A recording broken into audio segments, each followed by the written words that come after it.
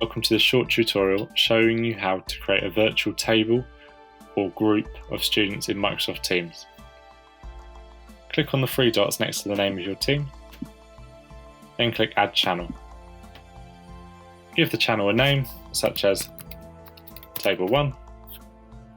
The important part here is if you want specific students only to work with other specific students, set the privacy to private.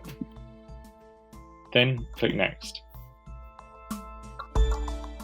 As you've set the privacy to private, you'll now get the option to choose which students you want to add to this channel. Only the students you select here will be able to see the channel, and therefore you can encourage different students to work together in groups and not be able to see other groups work. Enter the usernames of the students in here, and then click Add. If you've got additional teachers in your class, you may want to assign different teachers to different groups, but we'd recommend that you always have at least 2 teachers in each group. Then click Done. As you can see, Table 1 has now been created on the left-hand side, and the students that are members of Table 1 will be able to see it.